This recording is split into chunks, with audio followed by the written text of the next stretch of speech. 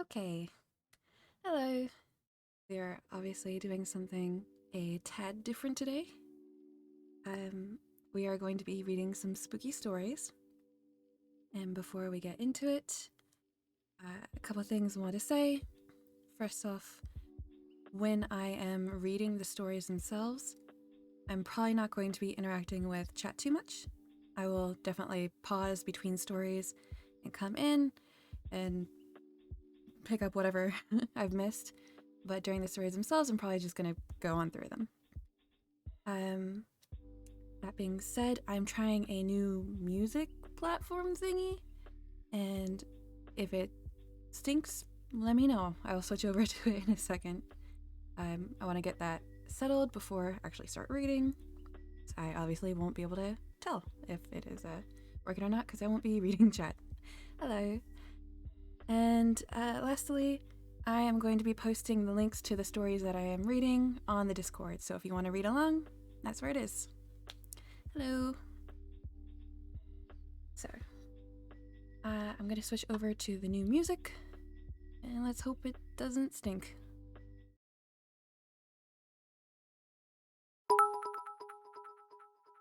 Hello. Let's see here. I think we should go with the spooky music setting.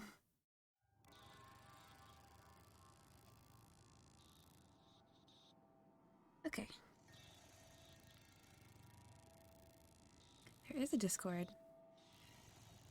So how's the volume on this? Too loud? Too quiet? Yeah, you've been gone for a while, my dude.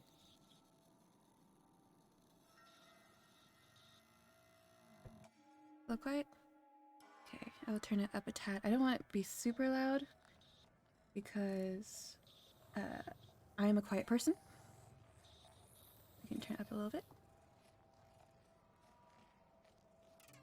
Okay, so gonna pop the first story over into the Discord, and then we will get started. Hello. Right. Popped over. And this story is called Room Sitting. And it is by Christopher Maxim, I think.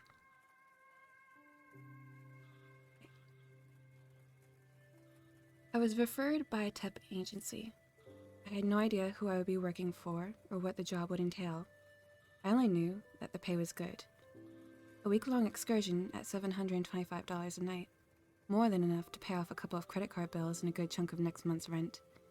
For that price, I would have done almost anything. I only wish I knew at the time what I was getting myself into. When I arrived at the address, I was surprised. It was a large facility at the end of a dirt road in the woods, 2 towns over. A large sign outside read, Syntheticorp. It was a plain, white 3-story building void of identifying markings. Its appearance gave me no clue to its purpose. Its location was even more baffling. Going off the name alone, I had to assume it was some sort of biotech company. I was probably needed to clean up radioactive waste or something to that end. What they were paying me, I would happily risk my health. Upon entering the building and meeting with the receptionist, I was directed to room 371 on the 2nd floor, where I would wait for Al, my new boss. It was your standard office setting, albeit more quaint than usual. Red carpet, white halls, and no windows. Only 6 desks and 3 rows of 2, each with their own computer. At the back of the room was a large wall covered by a one-way mirror, an opening with steps on either side of it. Inside was a single chair, desk, and landline phone. Probably a place for supervisors to oversee productivity. Other than that, the room harbored no points of interest, unless you fancied the waste bin and fern in the corner. An older gentleman opened the door to the room and came over to shake my hand, introducing himself as Al. He seemed to be in a rush, wasting no time in describing the task at hand. I was to stay in that very room from 8 p.m. until 6 a.m. the following day, every night for a week. He left me his cell number and a laminated list of rules to be followed. He told me he could not overstate enough the importance of following each and every rule, except as they were outlined. Once he was sure I understood the gravity of the situation, he left me to my first shift in peace, closing the door behind him. That was it? Really? Just stay in the room for 10 hours a night? I had no clue as to why I was being paid over $5,000 to room sit, but I learned some time ago to never look a gift horse in the mouth. I simply sat down in the overseer's room with a smile on my face and went over the list of rules. There were 10 in total, all of which left me more than a little confused. 1. Once 8 rolls around, lock the door and do not leave the room for any reason until 6. Plan your bathroom usage and meal periods accordingly. No food or drink items within the room. 2. Do not use Hank's computer. It's the closest to the exit. No one is ever to touch it under any circumstances, not even Hank. 3. If the phone rings, answer it, but do not talk. No matter what the voice on the other end says, you are not to respond. Hang up after 2 minutes have passed. 4. Do not let the janitor in. We don't have one. 5.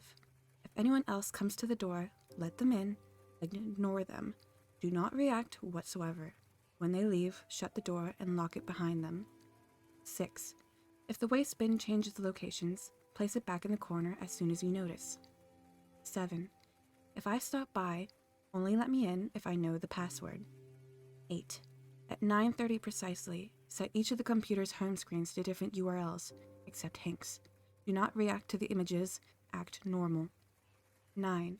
If you see Harvey, feed him one of the treats from Lisa's desk, the one opposite Hank's. 10.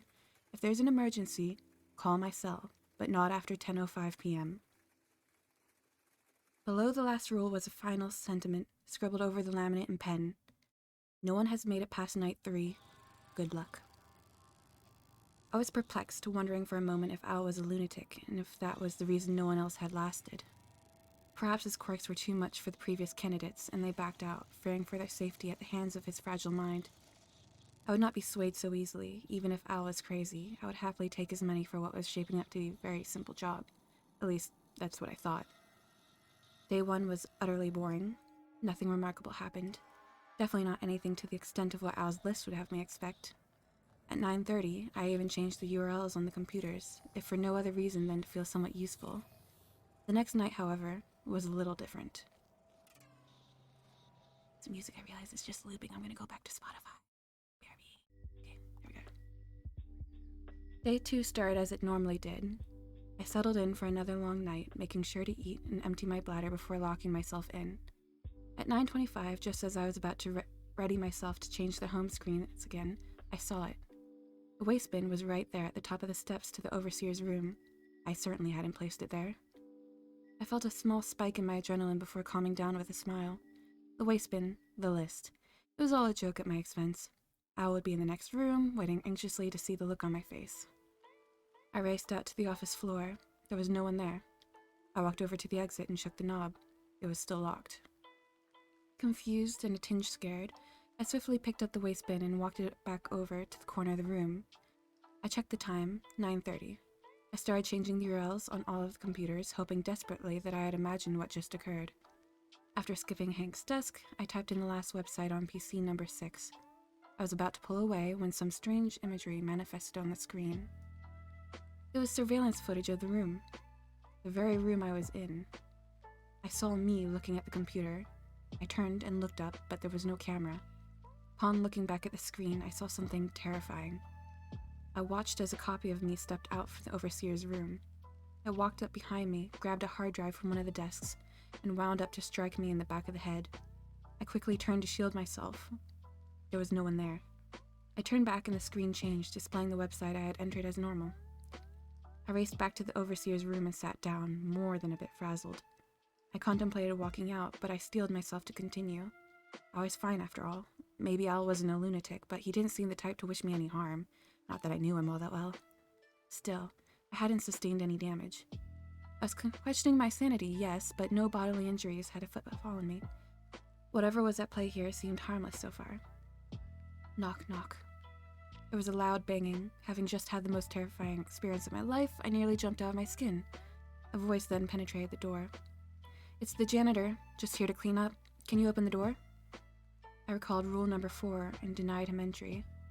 You did good not letting him in. You followed the rule. Now you're fine. So long as you follow the rules, you'll be safe. As simple as that. You can see this through. Knock, knock. I jumped again. Really need to get in there and clean up. Open the door. I took a deep breath and peeled back my anxiety, successfully ignoring the janitor until he left. This was an accomplishment for me, and it actually felt pretty good. A challenge that I was able to best. Though I remained on the edge of my seat, the next few hours were uneventful. I even dozed off for a moment at one point. It wasn't until 2:30 a.m. that my next challenge would come. A multicolored cat jumped up on the desk in front of me, complete with beautiful splotches of black and orange. I was startled, but it seemed to be friendly, brushing up against my arm, the name on its collar, Harvey. I knew what I had to do. I rummaged through Lisa's desk, found the jar of treats, and fed Harvey one, to which he purred in delight. To my astonishment, he then charged at the door, phasing right through it. My mouth was agape in awe. Once my initial bewilderment dissipated, it was replaced with satisfaction over another small victory. As strange as it may sound, I was beginning to like the job. Ring, ring. It was the landline. Remembering the rules, I removed it from the receiver and held it to my ear, making sure to keep an eye on the time. Hey, it's Al. I'm gonna be stopping by pretty soon to do a little work. How's the job treating you so far? I remained silent. Hello? You know you can talk if it's me, right? I picked up the set of rules and looked them over again. There was nothing about Al calling. I didn't respond. This is no way to treat your employer. If you don't say anything, I'll have no choice but to fire you. Do you really want that? I stood my ground. Only 20 seconds to go. Fine. I'll see you soon to relieve you of your duty. I guess you couldn't even make it past tonight, too. The 2-minute mark came, and I hung up on him. I felt safe as another hour went by. Reflecting on the trials I had faced thus far, I was bewildered but determined. I wasn't going to let the room cloud my judgment. I was in control. Knock, knock. It's Lisa. Can I come in? Though hesitant, I had to abide by Rule 5. I opened the door, and a woman entered. You must be the new guy. What do you think of the place? I went back to my desk in the overseer's room and sat down, trying my best to act casual. Lisa walked up to the glass, knowing I could see through it. Not very talkative, are you? Her eyes unnaturally darted around in all directions, and her skin drooped a bit, almost as if it was falling off the bone. I didn't answer. She didn't speak again. Instead, she stared at the glass for a long time, long enough to leave me feeling truly unsettled. She then waltzed in and stopped at my side, raising her arm. I hoped she wouldn't notice that my breathing had become sporadic and labored. She then violently swung down on the desk, creating a thunderous clap. I almost winced, but then held my composure. After another awkward 5 minutes or so, she left. I ran to the door and locked it behind her. A few moments later, there was yet another knock. This time, it was a boy claiming to be searching for his father. I let him in and sat back down.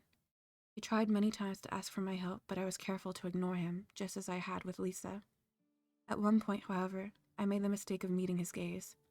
For an instant, in between blinks, his eyes became pitch black, void of all color. Startled, I nearly jolted back, but was able to restrain myself. Like Lisa before him, the boy eventually left, and I quickly locked the door behind him. Another rule followed. Other than the waistband moving around a few more times, nothing else happened that night. Before I knew it, it was time to go home. I heavily considered calling it quits, and may have even had a nightmare or two upon sleeping that day, but I found myself excited to continue, wondering what obstacles the room would throw at me next. Curiosity shouldn't have been enough to bring me back, but all rational trains of thought escaped me. The room had this pull that beckoned me to it. I was hopelessly compelled to return, powerless to its call. Any excuse would have sufficed. As such, I resumed my post the following night. Upon starting my shift, I was confident. I had dealt with quite a few absurdities up to this point and waited patiently for my next opportunity. A couple of hours went by with no trouble. No cat, no images on the computers, no phone calls, no waistband antics. Boredom was beginning to set in when a loud knocking broke the silence. Knock, knock. There was no voice. I yelled out from the overseer's room. Who is it? I asked. There was a brief pause. It's me, Al. I picked up the list and reread rule number 7. What's the password? I heard him chuckle to himself. I never wrote down a password. He was right. There was no password written with the rule. It must have been him. I cautiously made my way to the door and opened it. Al was there to greet me with a smile. I sighed in relief. Let me guess. Scared of the things that go bump in the night? He laughed at my clear, nervous disposition. You have no idea. He shut the door and set up some things at one of the computers. Say, why don't you write down a password? I asked. He smiled again. It's a ploy. Anyone posing as me might try to come up with one, which would identify them as not being me, understand? I see. Good thinking. He returned to his work at the computer. I didn't want to bother him, but I just had to know. What is this place anyway? Why do these things happen here? He turned to face me. It's best if you don't ask questions, especially ones that are far above your pay grade. I wasn't happy with my answer, but I knew it was all I would get out of him. I let him work in peace and sat back down in the overseer's room, watching through the one-way glass. That's when I realized something. The computer Al was using.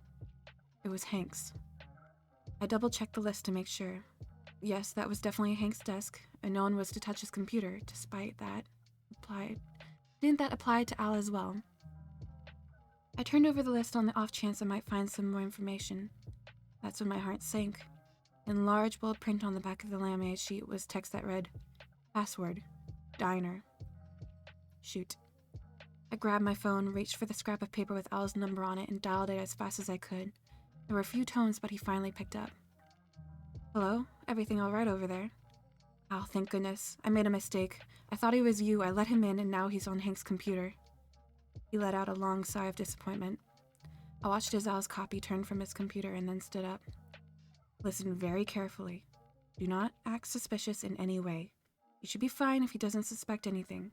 If you try to leave or call anyone else, it'll all be over, understood? Yes, I understand. Al's copy began walking to the overseer's room. My heart was beating faster than it ever had before. I'll be there soon, just don't panic. He hung up. I kept the phone to my ear as Al's copy approached, so as to pretend I was talking to my wife. I told you, hun, 6 o'clock. That's when I clock out. You don't have to wait up for me. You worry too much. Please get some rest. Al's copy was in the room with me now, staring. I held the phone to my chest and looked back at him. Everything okay, I asked? He continued to stare at me for a few long seconds. Can you help me with something on the computer? I wondered if he could see my chest pounding. Sure, I just need to finish this phone call. I'll be there as soon as I can. He stared for another moment and then walked back to Hank's desk. Though panicked, I kept up appearances by continuing to pretend to be on the phone. I even acted out an argument to lengthen the call. While doing this, I watched with bated breath as the knob gently turned and the door swung open. It was Al. I'd never been so relieved in my life. He turned to the glass and put a finger to his mouth, gesturing for me to keep quiet. Clone was not yet privy to his arrival. Al snuck up behind his clone and grabbed him by the throat. The imposter struggled, but eventually succumbed to his vicious grip. He fell to the floor, a lifeless hull, before disintegrating into the carpet. I ran to Al and thanked him. I also apologized profusely. No need to be sorry. This isn't the first thing to make it into the room, and I'm sure it won't be the last either. I'm just glad you're okay. He smiled. Speaking of which, mind shutting the door? Wouldn't want another one of me stopping by. Of course. I walked over to the door and then realized something. I had left it unlocked when the copy came in. That's how Al was able to enter. Remembering the final rule, I slowly pulled out my phone and opened the call log. My most recent call connected at 10:18 p.m., 13 minutes past the deadline. I turned around to see Al standing right behind me. Al, what's the password? He grinned. What password? I ran out of there as fast as I could. The room still has a strange hold over me, but I will never go back. At least, I hope I won't. That is the end of the first story. Okay. We have quite a few more, but I can understand. Oh no, have you not been able to hear me? Oh no.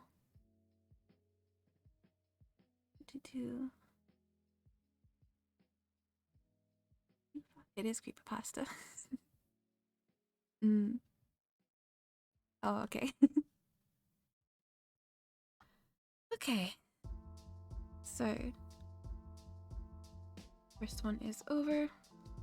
I can start the next one. I'm gonna go and pop the link into the Discord again.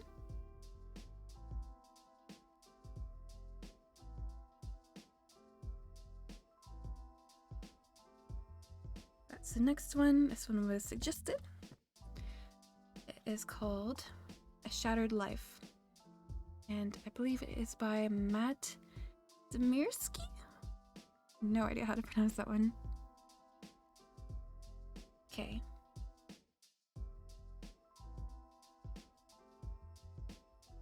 I don't know when you're going to read this, but I can tell you when it started. I was out for a walk alone in the woods when the entity came for me. It was beyond a blur. It was, for lack of a better term, absence of meaning. Where it hid, there was no trees. Where it crept closer, there was no grass. Through the arc, it leapt at me. There was no breeze of motion. There was no air at all.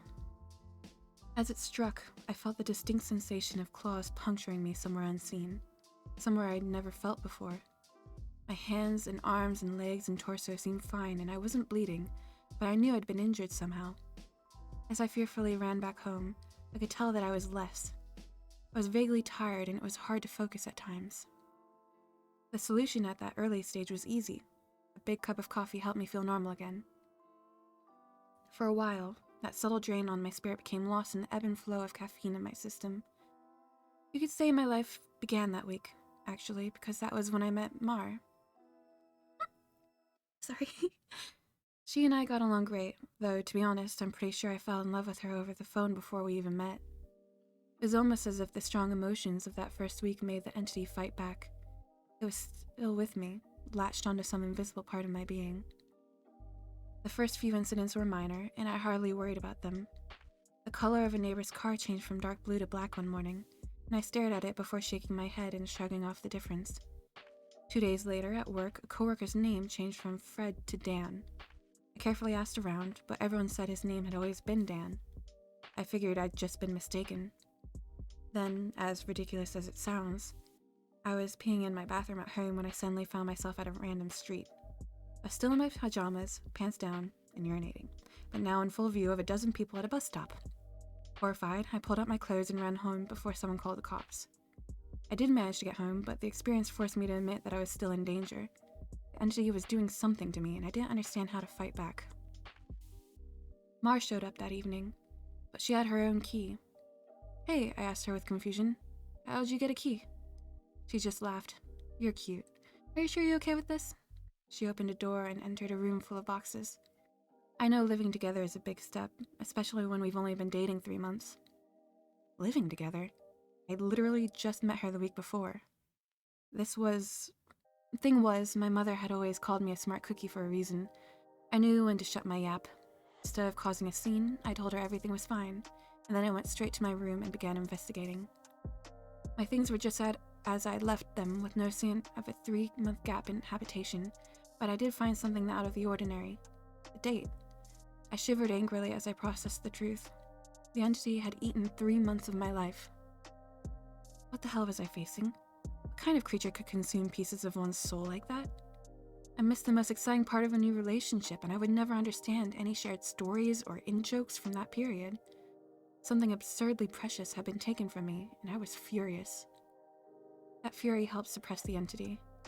I never imbibed alcohol, I drank coffee religiously, I checked the date every time I woke up. For 3 years, I managed to live each day while observing nothing more than minor alterations. A social fact here and there, someone's job, how many kids they had, that sort of thing. The layout of nearby streets, the time my favorite television show aired, that kind of thing.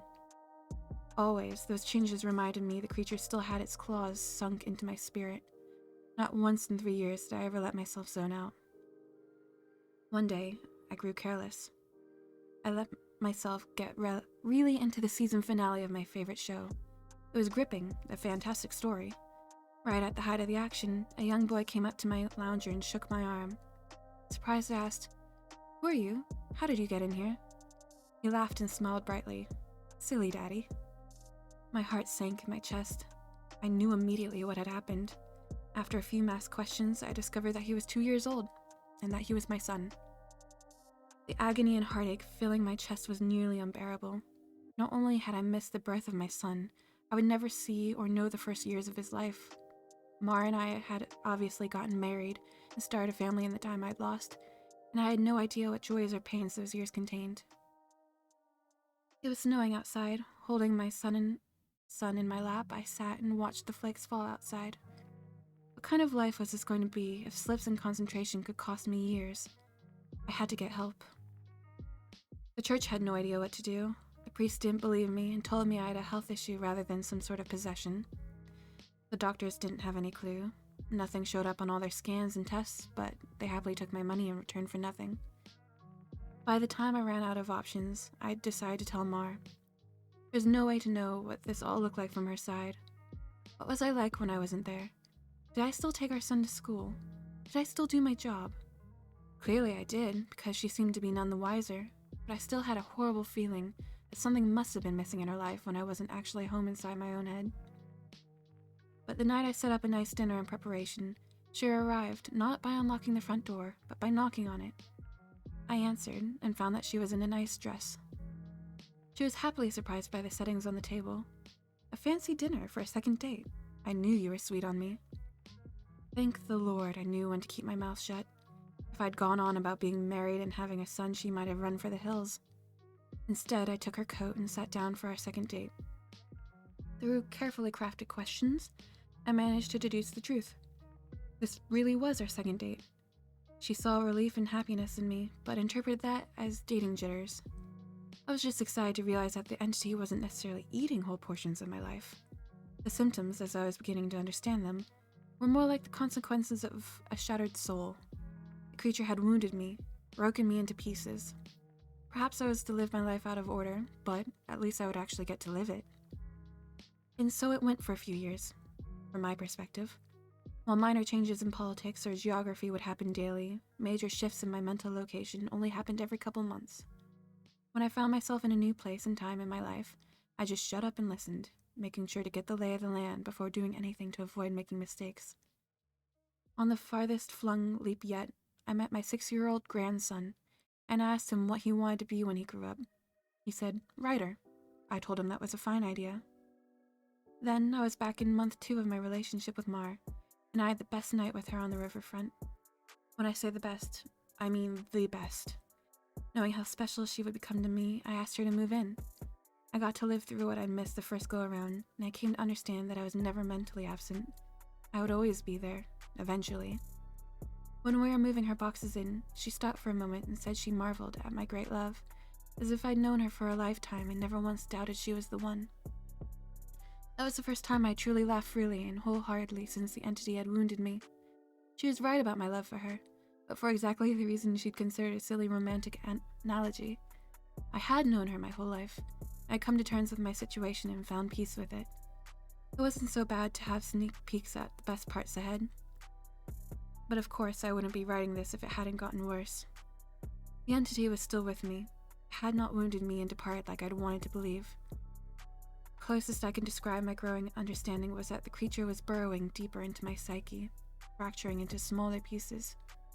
Instead of months between major shifts, I began having only weeks.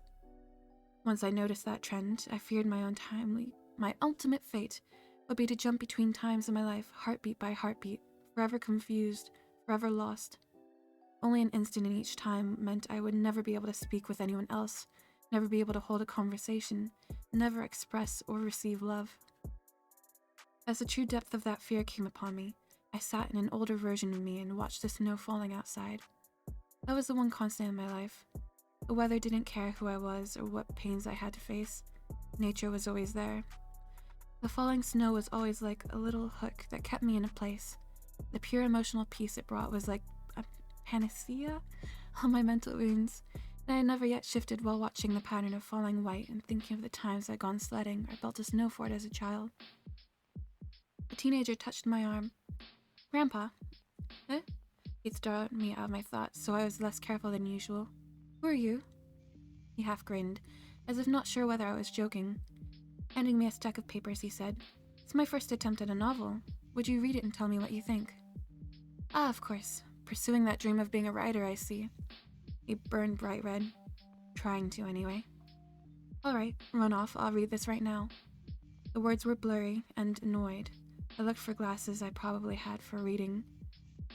Being old was terrible, and I wanted to leap back into a younger year, but not before I read this book. I found my glasses in a sweater pocket and began leafing through. Mar puttered in and out of the living room, still beautiful, but I had to focus. I didn't know how much time I would have here. It seemed that we had relatives over. Was it Christmas? A A pair of adults and a couple kids I didn't recognize tromped through the hallway, and I saw my son, now adult, walk by with his wife on the way out the door. As a group, the extended family began sledding outside. Finally, I finished reading the story, and I called out for my grandson. He rushed down the stairs and into the living room. How was it? Well, it's terrible, I told him truthfully. But it's terrible for all the right reasons.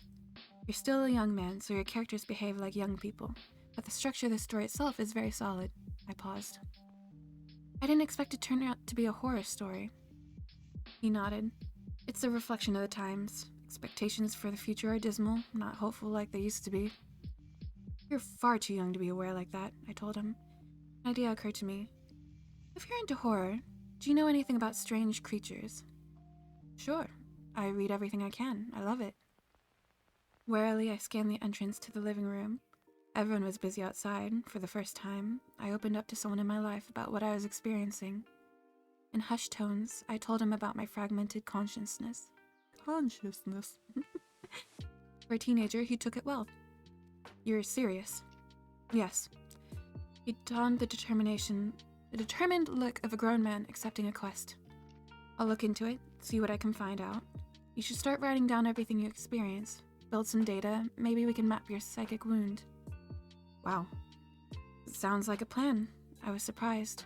That made sense, and I hadn't expected him to have a serious response. But how will I get all the notes in one place? Just come up with somewhere for you to leave them, he said, frowning with thought.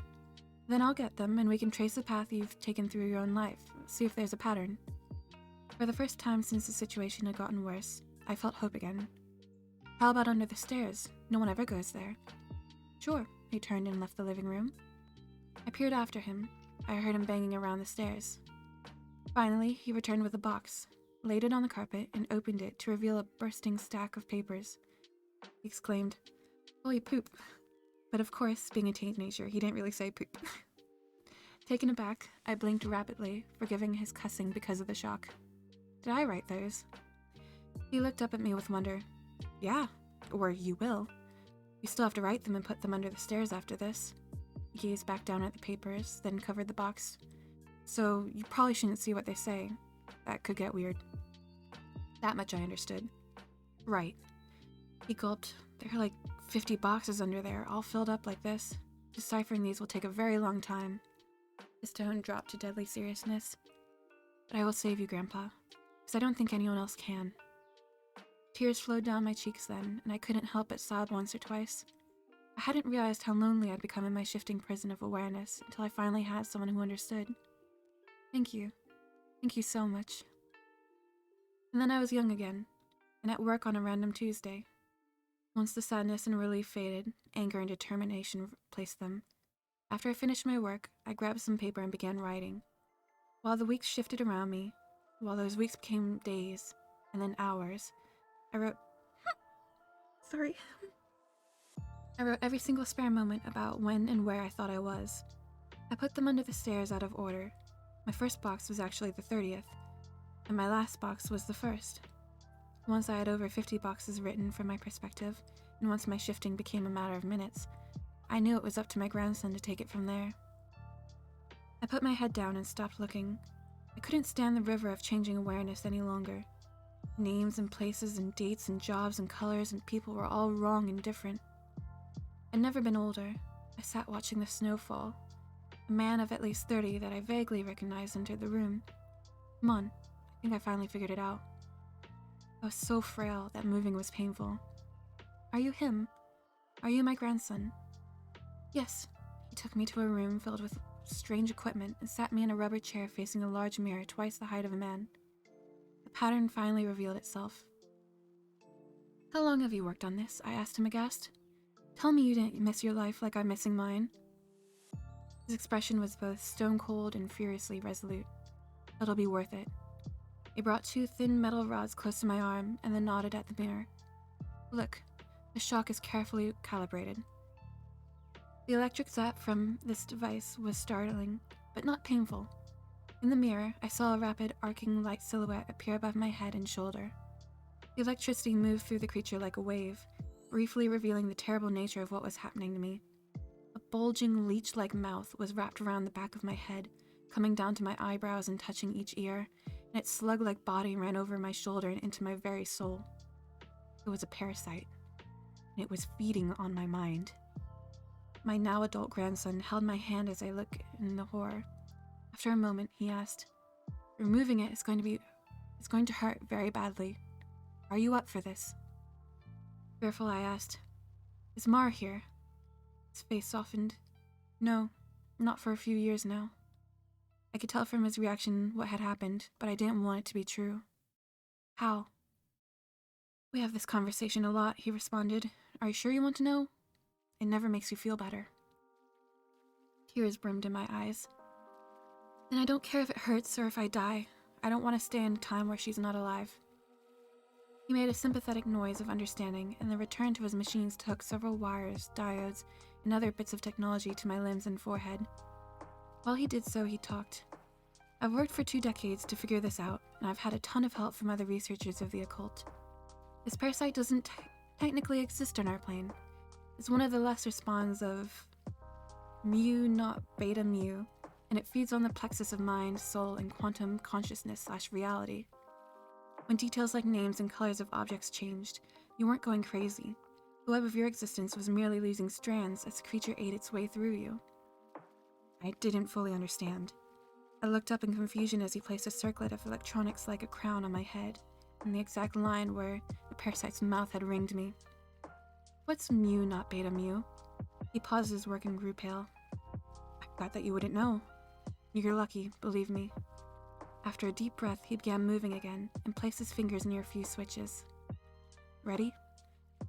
This is carefully tuned to make your nervous system extremely unappetizing to the parasite, but it's basically electroshock therapy." I could still see Mara's smile, even though she was dead. I'd just been with her moments ago. "Do it." The click of a switch echoed in my ears, and I almost laughed at how mild the electricity was. It didn't feel like anything. At first, at least. Then, I saw the mirror shaking, and my body within that image convulsing. Oh, no, it did hurt. Nothing had ever been more painful. It was just so excruciating that my mind hadn't been able to immediately process it. As my vision shook and fire burned in every nerve in my body, I could see the reflected trembling, light silhouette of the parasite on my head as it writhed in agony equal to mine. It had claws, 6 clawed lizard-like limbs under each leech-like body, and it cut into me in an attempt to stay latched on. The electricity made my memories flare. Mara's smile was foremost, lit brightly in front of a warm fire as the snow fell past the window behind her. The edges of that memory began lighting up, and I realized that my life was one continuous stretch of experience. It was only the awareness of it that had been fragmented by that feasting evil on my back. I'd never managed to be there for the birth of my son. I jumped around it a dozen times, but never actually lived it. For the first time, I got to hold Mara's hand and be there for her. No, that moment had shifted seamlessly into holding her hand as she lay in a hospital bed for a very different reason. Not this. God, why? So merciless to make me remember this. I broke down in tears as nurses rushed into the room. I didn't want to know. I didn't want to experience it. I'd seen all the good parts, but I hadn't wanted the worst part, the inevitable end that would one day face. It wasn't worth it. It was tainted. All that joy was given back 10,000-fold as pain. The fire in my body and my brain surged to sheer white torture, and I screamed. My scream faded into a surprised shout as the machines and electricity and chair faded away. Snow was no longer falling around my life. I was out in the woods on a bright summer day. Oh God. I turned to see the creature approaching me. It was the same absence of meaning, the same blank on reality. It crept forward just like before, but this time it hissed and turned away. I stood, astounded at being young again and freed from the parasite. My grandson had actually done it. He made me an unappetizing meal. So the predator of mind and soul had moved on in search of a different snack. I returned home in a daze. And when I was sitting there, processing all that had happened, the phone rang. I looked at it in awe and sadness. I knew who it was. It was Marjorie, calling for the first time for some trivial reason she'd admit 30 years later was made up just to talk to me. But all I could see was her lying in that hospital bed dying. It was going to end in unspeakable pain and loneliness. I would become an old man, left to sit by myself in an empty house, a soulmate gone long before him. At the end of it all, the only thing I would have left, sitting and watching the falling snow. But now, thanks to my grandson, I would also have my memories. It would be a wild ride, no matter how it ended. On a sudden impulse, I picked up the phone. With a smile, I asked, "Hey, who's this?" Even though I already knew. That is the end of that story. Ugh. I read this one last night and almost cried. I'm such a wuss. It was very sad, but also a cute story. Okay.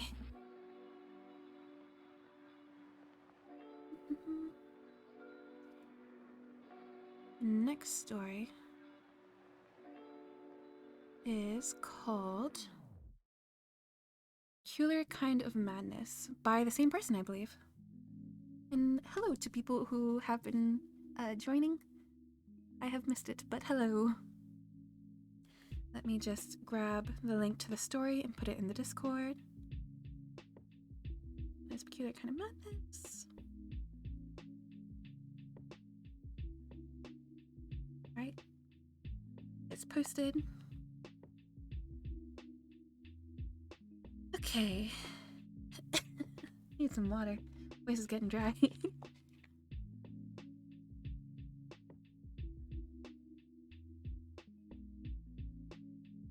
Good. You'll see the link there.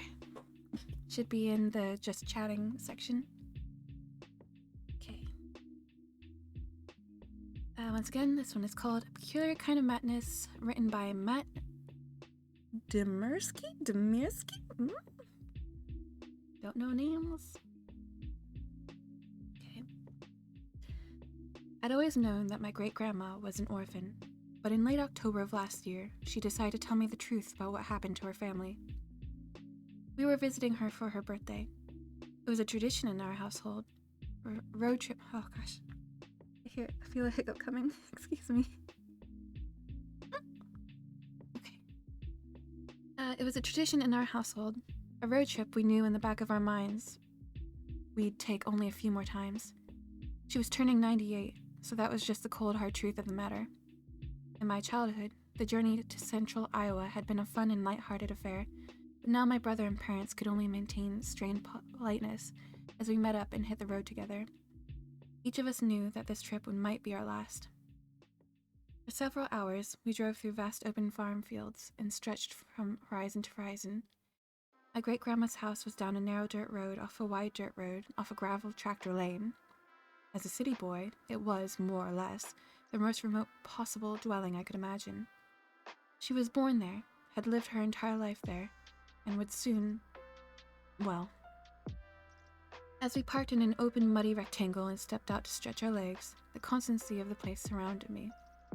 Every single year of my life, this house and its land had been exactly the same. The sky was open blue, the earth was a sea of waving gold, and the wind was a smooth river of cool warmth.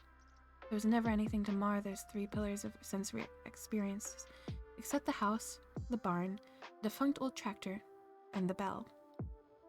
The bell was a simple thing, raised high on an old metal crook. It sat out in the fields about a quarter mile from the house, serving as a measure of the wind. If a storm was coming, the bell was supposed to ring, a necessary precaution in tornado country. The only problem was, the bell and its crook had rusted over long ago.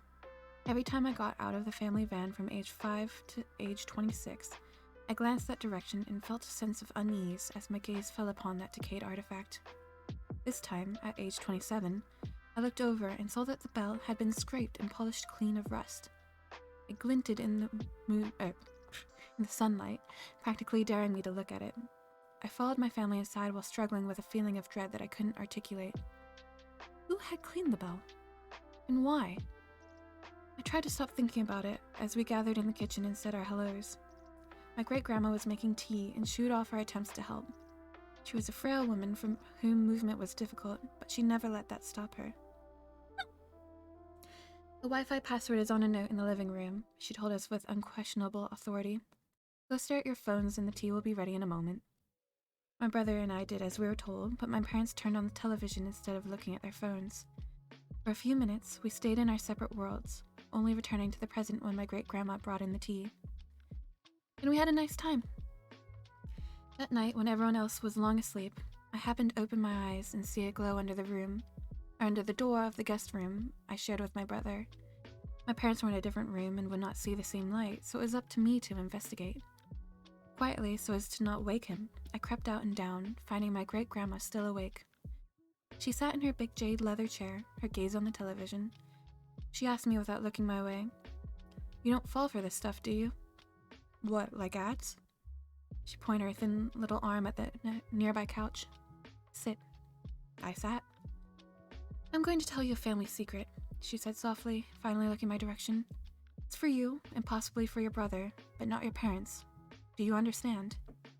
I didn't, not fully, but I nodded. "You know I was an orphan for a time. Born in this house, lived with my family, but then raised by an uncle after it happened." She didn't wait for my nod. "I was 10 years old that night. It was my birthday. My mother had got me a small cake about the size of your fist. I looked forward to that cake every year, since we didn't exactly have sweets bounding about back then. It was 11 cents, so rather expensive, but my mother had got one for every one of us on our birthdays, no matter what she had to scrimp or save. All year long, I saw Mary get her cake in January, Arthur get his cake in March, Eleanor in June, Clarence in July, then Ruth a week later, after Clarence. Then it was months and months until me, the odd one out, on October 29th. I was so excited for that cake. As the days rolled closer, as the morning dawned, as the hours inched by, I hopped around the house like a bunny rabbit. But I wasn't allowed to eat it until well after supper. I stared at the clock, so I know. Yes, that one in the mantel there, the brass and chrome one, same one. But I stared at the clock, so I know. Night fell at 6:41. That was the moment bright orange stopped glinting off that clock and my mother rose to light a lamp. I looked up at her. "Now?" She smiled and shook her head. My brothers and sisters complained in a chorus in support of me, but she just shook her head at them. Too soon, and she'll ruin her supper. Father came in from the fields not long after, dirty and tired as all get out. He ate in silence while we chattered endlessly about what type of cake it would be. Under the frosting, who knew? It might be raspberry, vanilla, or even chocolate. We grew silent as Father neared the cleaning of his plate, an event which would mark the end of supper. 4 pieces of meat and bread remained, then 3, then 2, any moment now. He stopped at the last piece, holding it unmoving above the remaining dollop of gravy. We turned our heads. It was the bell. The bell was ringing out in the fields. Father grunted, then put the last piece of his food back on his plate before rising. He opened the front door. We braced ourselves for the wind, but none came. He spat on and held up a finger to the night air, then shook his head. He moved back into our lamplight and sat. Arthur asked, "Is it going to storm?" Mary asked, "Is there going to be a tornado?" My mother shook her head, smiled at us, and told us not to worry. No wind meant no storm. But that bell kept ringing. My father dipped his last piece of food in the gravy and prepared to eat it despite the constantly ringing bell, but then sighed and put it back down. He motioned to Clarence. Clarence was the oldest, so he understood.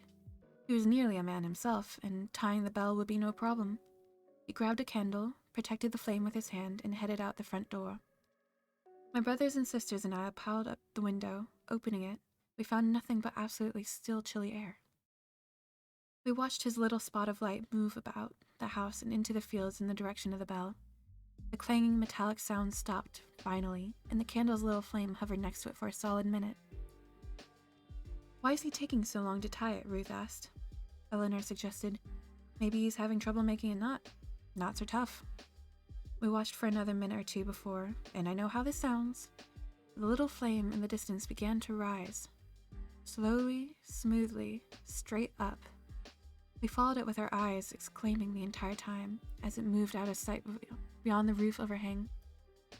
The bell began ringing again. "His knot must have come loose," Arthur said. Our parents came to look at our insistence, but there was nothing to see by then. Father motioned Arthur. Happy to help out, Arthur grabbed a full lamp rather than a candle.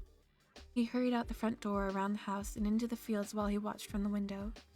The lamp was easier to see, and we're absolutely certain he reached the crook. As the lamplight hovered there, the bell stopped ringing. At that point, we had no reason to think anything was amiss.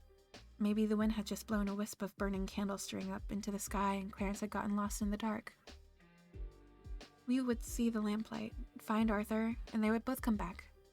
The rising little flame we'd seen had just been a fluke. Only problem was, staring out into the autumn night, we still felt no wind at all.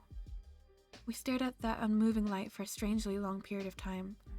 What was he doing out there? Was he calling for his brother? Why couldn't we hear him if so? Our parents looked away for a moment, and in that instant the lamp went out. We children bleated, but by the time they looked back there was nothing to see. There was only darkness. The bell began ringing again. My father began grumbling, but there were no more suns to send outside. He narrowed his eyes with thought and then handed Ruth, the oldest girl among us, our main lamp. Our mother laughed. "Ruth, be a dear and go find your silly brothers." Ruth was a little hesitant, but she accepted the lamp. Leaving us in darkness without it, she headed out around the house and into the fields. This lamp was brighter, and we could actually see her carrying a hand in her white pajamas and small lit halo. On the way there, she regularly called out, "Clarence! Arthur! You two lost?" About halfway to where the other two lights had stopped, her calls went instantly silent mid-sentence. "Clarence! Arth..." It wasn't that she'd given up yelling. The sound reaching us had simply stopped completely. We could still see her carrying the lamp, still see her hand in pajamas, still see her turning this way and that. She even raised the house lamp near her face and we saw her shouting into the darkness. We just didn't hear anything. Nothing except that constantly clanging bell, growing faster in pace and louder in urgency. Mary, Eleanor, and I looked up at our parents with fearful gazes. My father shook his head, speaking for the first time that night. "So there's wind out there after all. Air is like a river inside an ocean. It's moving fast out there, carrying her voice away, but we can't feel it here." My mother seemed worried, but she nodded and accepted that. We saw her accepting it, so we gulped and believed it too. We all glued our eyes to that open window. Ruth reached the bell, and, in that stronger light, it entered our view unmoving at the exact same time we heard it stop ringing. Ruth looked this way and that, clearly concerned. She seemed to silently yell a time or two before moving closer to the motionless bell. A half-tied rope hung from the crook, an indication that someone had attempted to tie it, but we couldn't see Clarence or Arthur anywhere near her. She put the lamp down on the ground to free her hands for tying the rope the rest of the way, but that mostly hid the light among the low-lying, recently harvested stalks. We waited, breaths held. The air held in my lungs started to burn. At long last we were forced to breathe again. Ruth's light continued to sit there, barely visible between the broken plants. "What's taking so long?" Mary asked. Eleanor said, "I hope she's all right." Father told us, "She's fine. Kids are just playing a game with us." Her mother nodded in agreement. "Eleanor, go fetch your sister, will you?" Eleanor shook her head. "No way, it's scary out there." "It's just a game. You're not playing a game with us too, are you?" "No," Eleanor gulped. "Then go get your sister and brothers. Tell them to come back in." It was pitch black out there and almost the same inside with us, save for one lone candle. Trembling, Eleanor took our last candle and crept out into the night, scooting around the side of the house to stay as close to us as possible. Shakily, she called out, "Ruth? Arthur? Clarence? This isn't funny anymore." Now it was we who sat in the dark. As Eleanor began to move further away from the last of our light, we tensed. Father eyed the open front door, and Mother softly moved to close the latch. I wondered what they meant by that move. Because how are the others supposed to get back in? But I suppose they'd unlatch it if anyone came back and knocked. Mother moved away from us and searched for more candles. Through it all, the bell kept ringing out in the dark. Increasingly scared, I held Mary's hand tightly and yelled out the window, "Be careful, Wow. Be careful, Ellie." She must have happened to cross that invisible silent threshold at that moment, because she turned around in surprise and stepped closer. "I heard your voice go silent, but there's no wind. Papa's wrong." She stepped away again. "See you when I pass this point, Mai." She held up the candle to show us that her mouth was still moving, but we heard nothing. Come to think of it, her hair wasn't moving, and we hadn't seen Ruth's pajamas billowing in any wind. I asked Father, "What's doing that? What's making it quiet out there?" "It's just a game," Father insisted. "They're all lying. She's just pretending to make noise so it looks like she's being silenced." Eleanor reached the bell. Father's grip on my shoulder squeezed, nearly painful. She reached down for the lamp Ruth had left, lifting it with one hand and holding the candle with the other. She approached the clanging bell. "See," Mary whispered to her father. "The candle's not going out, even though she's not protecting the flame. There's no wind out there." "But the bell is ringing," he said gruffly, "so there is wind." Eleanor kept looking left and right as if she'd heard something. Slowly, she reached the bell, which was hanging unmoving from the crook. But we could still hear it ringing. Next to me, Mary began to cry. "It's a game," Father said angrily. "It's just a game they're playing." Eleanor threw the lamp at something in the darkness. We saw the lamp crash, shatter, and go dark, but heard nothing. She raced toward us, candle in hand, but the flame went out because of her haste. We waited to hear her approaching or screaming, but nothing followed. The bell continued to clang. We waited in terrified silence.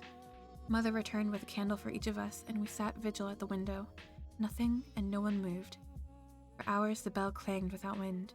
The night remained pitch black. The bell clanged and clanged and clanged, driving deeper into our ears with each passing minute. Near midnight we broke. Father was beyond agitated. "Mary, go find your brothers and sisters." "No," she cried. "I'm not going out there." Mother glared at her. "You have to. This game has to stop." Urged on by both of them, Mary burst into tears and climbed out the window. Holding her small candle, she inched out into the fields. Her sobs went quiet as she passed that same point out in the darkness. Her flame reached the bell, and the ringing stopped. The flame snuffed out. We held our breaths. The bell began ringing again. Father clenched his fists. "Go." I turned and saw he was looking at me. Suddenly realized I was the only child left in the house, and I felt horribly alone. Everything in me shrieked against the thought of going out into that cursed night. "No." My mother wavered in place. No longer adamantly in line with my father, she began to cry too. "What are you doing?" he demanded. "It's just a game. There's nothing to be scared of." She screamed and demanded, "Why do you keep saying that? Why have I been helping you do this?" He grabbed her and shouted in her face, "Because we haven't been sending our children to their deaths. That's not what's happening." She pushed his hands away and ran for the window. Pushing past me, she tumbled out and ran screaming towards the still clanging bell, not out of fear of Father, but out of fear for her children. "Arthur, Clarence, Ruth, Eleanor, Mary, for God's sake, where are you?" He growled and leapt out after her, yelling, "We didn't kill them. Everything is fine." They both continued shouting until they passed that point in the dark, and all went silent, except for the bell. Twice more it stopped ringing, and twice more it began again. In panic and terror beyond reason, I closed and latched the door and pushed all of the furniture against every entry to the house.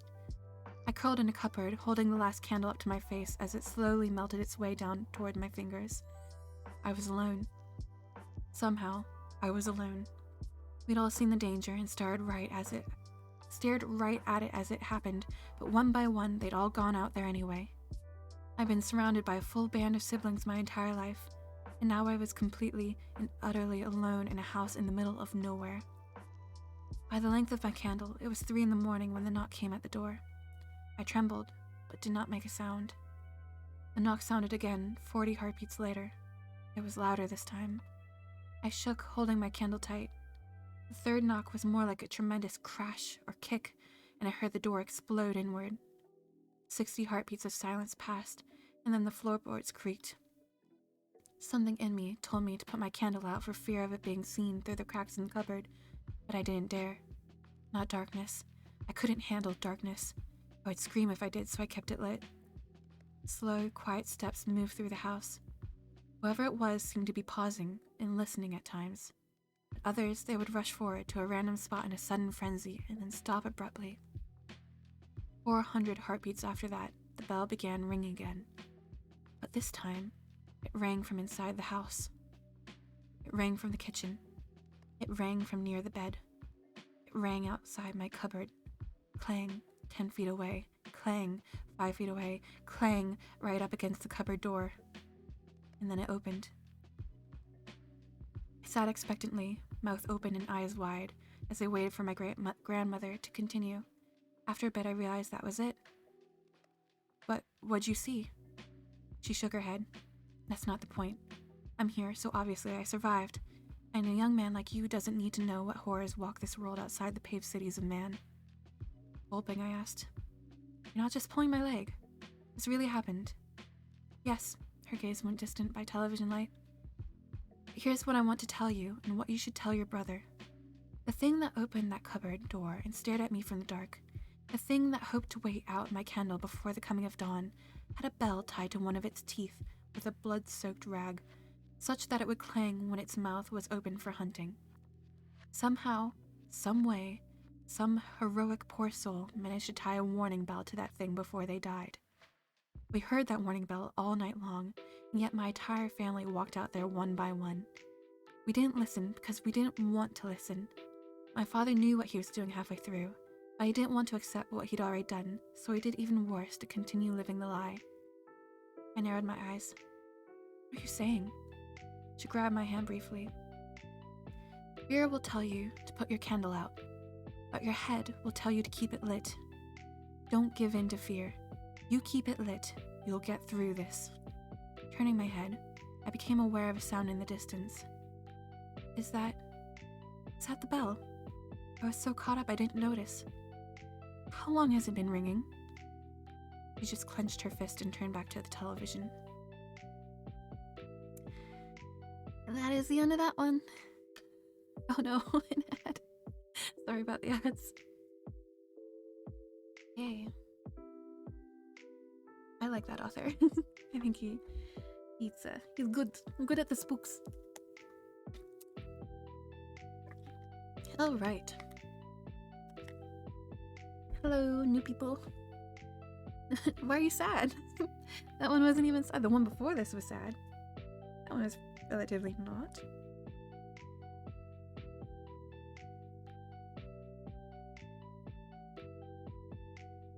Right, I am posting the link to the next one.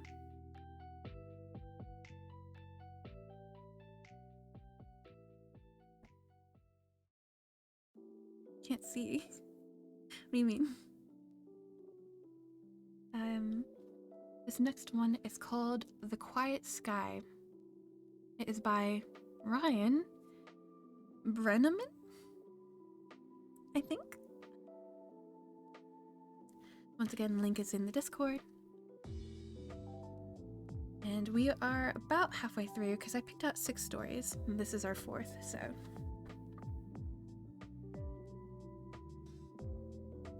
It started when we called out to the stars, into the darkness. We felt so small, tumbling through vast emptiness while clinging to the skin of the world, without a single reason why. We were curious, yes, but ultimately, I think we were just terribly frightened. And we were young, so very young. We were children, and like a lonely lost child, we did the only thing we could think to make it stop. We did what we thought we had to do to make the universe make sense. We called for help. For years, we scanned the sky for a sign. We sent signals to the stars in the darkness beyond. Are we alone? But the skies were quiet. Always so quiet, leaving us to our own makings. But crying children never cease, and neither did we.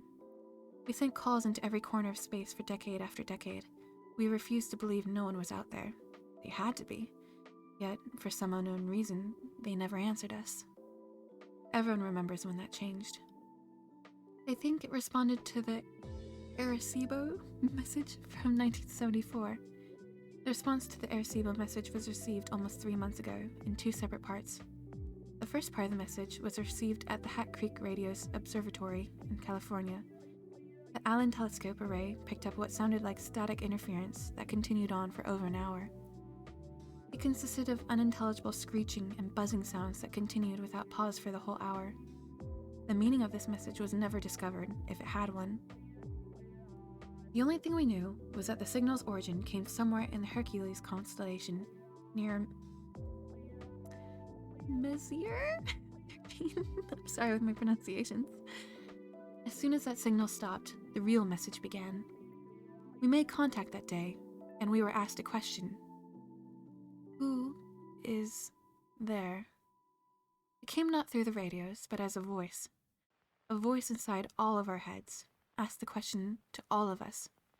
I heard it, my wife heard it, the young heard it, and the old heard it, even the deaf heard it. Everyone, everywhere, heard this voice whisper that question in their heads, in every language on earth. I remember it almost too clearly. It asked in that familiar yet indescribable voice that's always there in my mind.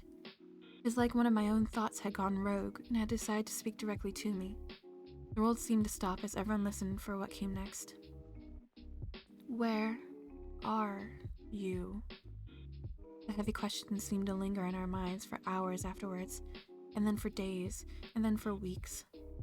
That changed everything. There were the doubters from the very beginning, and the holy ones who claimed that God had spoken to all of us and that the time to repent was now.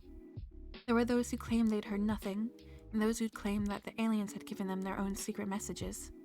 And of course, there were those who truly believed that we had been contacted for the first time by extraterrestrial race like us, one ready to communicate, ready to lead us out of the dark. We were wrong. We never made contact with alien life, at least nothing comprehensible or discernible to human understanding. The stars were vast, and in their vastness, our voices had touched the ears of something truly incomprehensible, something hungry and malevolent. The voice. We realized our mistake when the ground started to groan. Beneath our feet, everywhere, the ground seemed to moan. The muffled sounds shook through the dust and dirt below us. No one knew what was causing it. At least, not until the calls started coming in. The graveyards were screaming. All at once, the dead had started screaming. Every deceased man, woman, and child was turning in their graves. All the animals did so too. Every dog, every cat, everything that had ever walked this earth. The cries of ancient whales shook the seas, and the shrill screeching of birds echoed in the forests. The caskets shook, and the morgues howled. The voices stopped together, in an instant leaving the world in an amplified silence. In their absence, a new sound filled the air. The voice returned. I hear you. It came as a whisper from beyond, an ominous yet oddly playful presence that felt so close, but was truly still so far away. It let us breathe in the silence for a minute before it made us a promise. It was a promise we all knew to be true. I am coming. The voice was gone, and the air was again filled with screams. This time they were from the living. After the voice had gone, we were left to our own devices. Millions panicked, and rightfully so, as chaos took hold of the streets.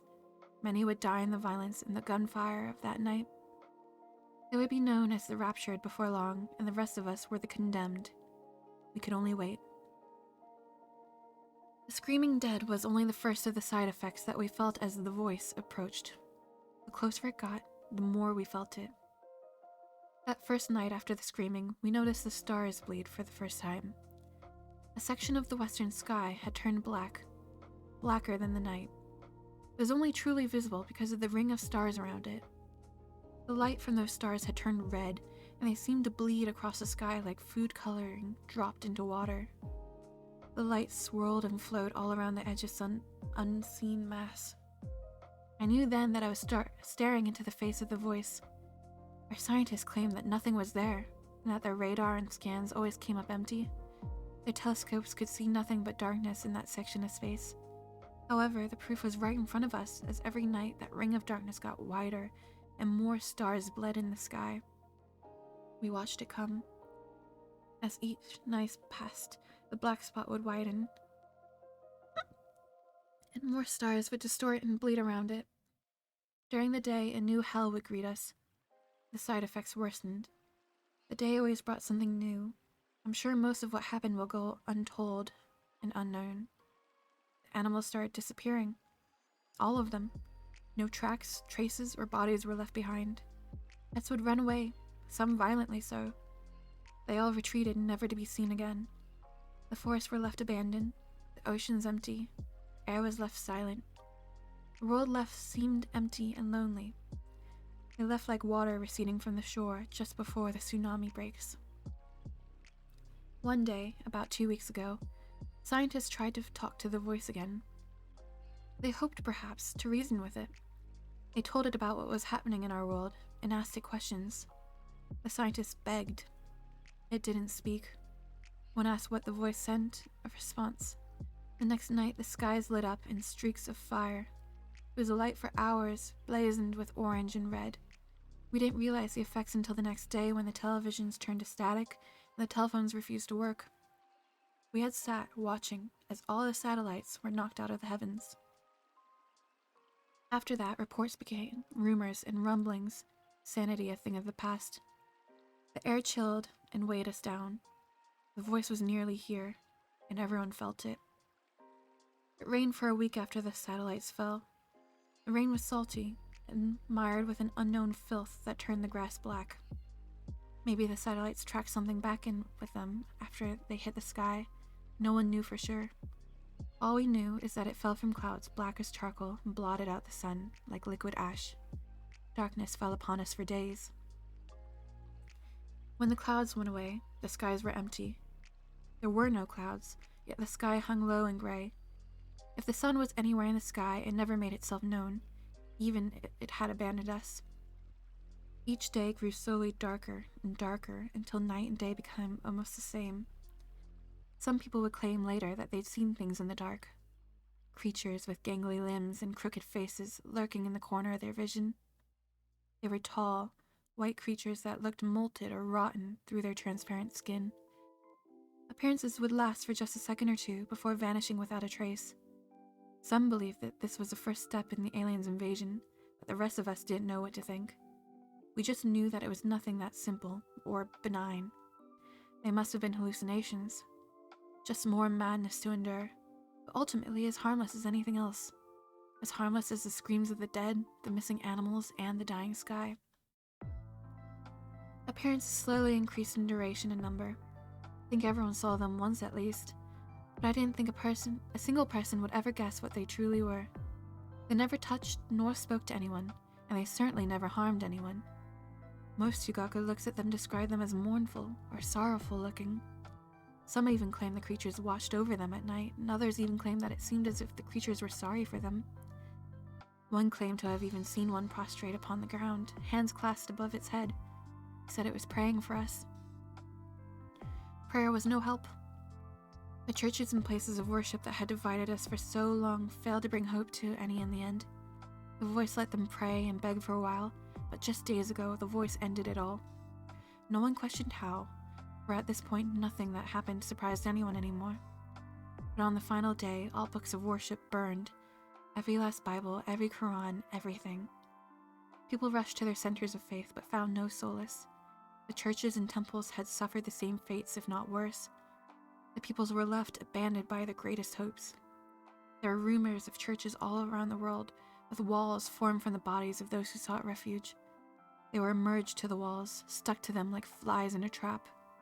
They died, still pleading for help, but they were beyond God's help. The rest of us had learned to stop begging. We waited. The final message came. From beyond the sky, it fell upon us. The voice echoed, and it spoke the simple truth.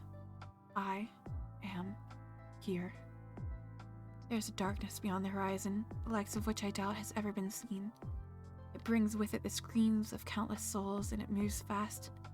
The stars are dying now, and I know they'll never be seen again. The light is dying so fast. I leave this not as a warning. No, it's far too late for that. Instead, consider this the last realization, the last humanity will ever know, where we used to wonder whether or not we were alone and lost, but never whether or not we were safe and hidden. The universe is infinite, and our understanding was significantly more finite. We should never have beckoned to the darkness. Instead, we should have clung to the light and closed our eyes every time we returned to the void.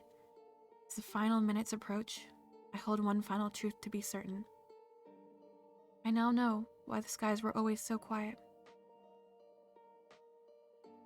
That is the end of that one.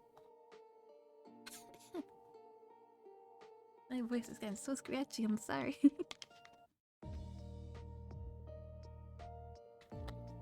That was up my alley. I like sci-fi stuff. Let's see here. I am hydrating.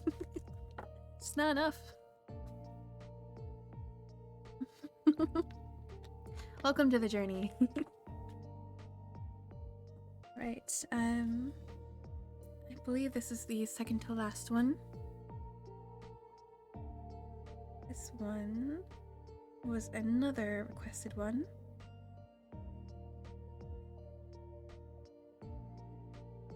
And it is now posted in the Discord. This one is called Something Walks Whistling Past My House Every Night at 3:03. And I believe it is by someone called Grand Theft Moto?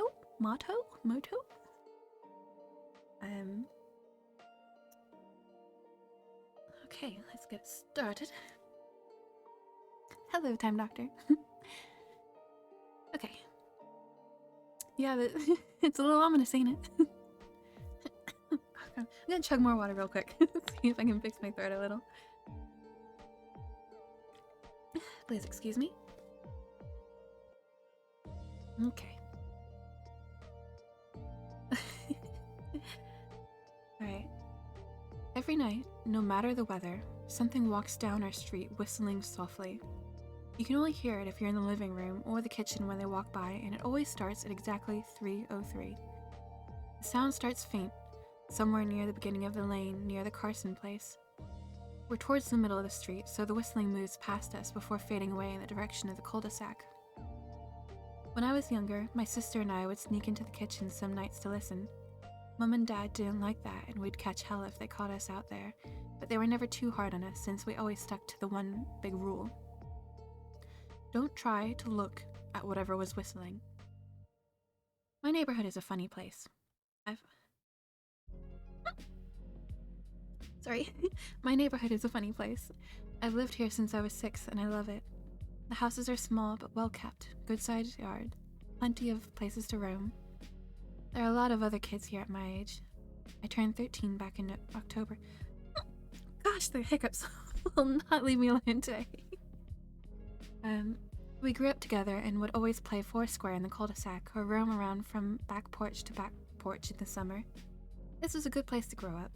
I'm old enough to see it, and there's only the two strange things here, the night whistling and the good luck. The whistling never bothered me much. Like I said, I couldn't even hear it from my bedroom, but Mom and Dad didn't like talking about it, so I've stopped asking questions. My dad is a strong guy, tall and he has an accent since he moved to the US as a kid. His family, my grandparents, they're from the islands. That's what they call it. My dad, the only time he isn't so calm is if the whistler comes up. He talks a little quicker then, eyes move faster, and he tells us not to think about it so much and to always remember the one rule, the big rule. Don't try to look outside when the whistler goes past. He talks a little quicker then, eyes move faster, and he tells us not to I literally just read that. I'm sorry. Not that we could even look if we wanted. Not that we could even look if we wanted. See, there are shutters on the inside of every window, thick pieces of heavy canvas that pull down from the top and latch to the bottom of the window frame. Each latch even has a small lock, about the size of what you find on a diary. My dad locks those shutters every night before we all go to bed and keeps the key in his room. My mum, I don't know what she thinks about the whistling. I've seen her out in the living room before at 3:03 when the sound starts. I could see her if I cracked my door open just an inch to peek. She's not out there often, at least I haven't caught her much. Once or twice a month, I think she sits out there on our big red couch, just listening. The whistler has the same tune every night. It's cheerful.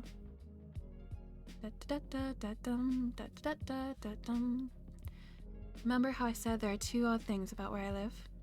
Well, besides our night whistler, everyone in my neighborhood is really lucky. It's hard to explain, and Dad doesn't like us talking about this part much either, but good things just seem to happen to everyone to people around here a lot. Usually it's small things, winning a radio contest or getting an unexpected promotion at work or finding some arrowheads buried in the yard, you know, the authentic kind. The weather's pretty good, and there's no crime, and everybody's gardens bloom extra bright in the fall. A million little blessings, I've heard my mom say about living here.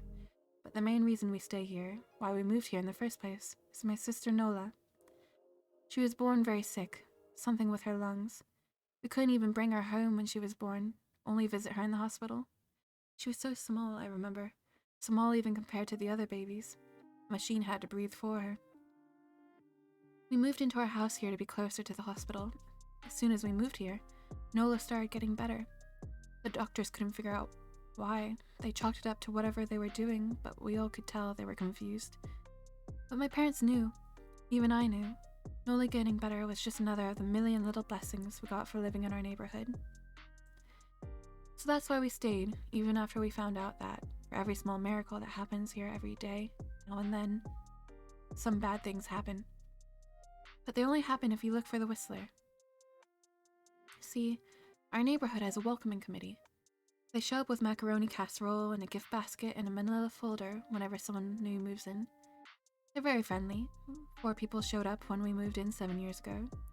The committee made small talk, gave me a Snickers bar, and took turns holding Nola. It was her first week out of the hospital, so they were very careful. Then the committee asked to speak to my parents in private, so I was sent to my room where I still managed to hear nearly every word. The welcoming committee told my parents about how nice the neighborhood it was. Really exceptionally, hard to explain kind of nice. And then they told my parents about the even hard to explain whistling that happened every morning at 3:03 and ended at the tick of 3:05. The group, our new neighbors, warned my parents that the whistling was quiet, would never harm or hurt us, as long as we didn't look for what was making the sound. This part they stressed, and I pushed my ear into the door straining to hear them. People who went looking for the whistler had their luck change, sometimes tragically. A black cloud would hang over anyone that looked. Anything that could go wrong would. The manila envelope the committee brought over contained newspaper clippings, stories about car crashes and ruined lives, public deaths and freak accidents. Not everyone dies, I heard the head of the committee tell my dad. But the life goes out of them. Even if they live, there's no light in them ever again. No presence. My mum, I could tell she wasn't taking it seriously. She kept asking if this was some prank they play on new neighbors. At one point my mum got angry, accused the committee of trying to scare us out of our new home, asked them if they were racist on account of my dad being from the islands. My dad calmed her down, told her he could tell our new neighbors were sincere and they were just trying to help us. He explained that he grew up hearing these kinds of stories from his mum and that he knew there were strange things that walked among us. Some of those strange things were good and some were bad, but most were just different. After the committee left, Dad went out to the hardware store, bought the canvas blinds and latches, and the locks and installed them on every window in the house after dinner. That night, in our new house, I crept out of my room at 3 a.m., only to find my dad awake sitting on the living room couch, holding my baby sister. My dad held up his finger in a shh motion, but patted the couch next to him. I sat and we waited.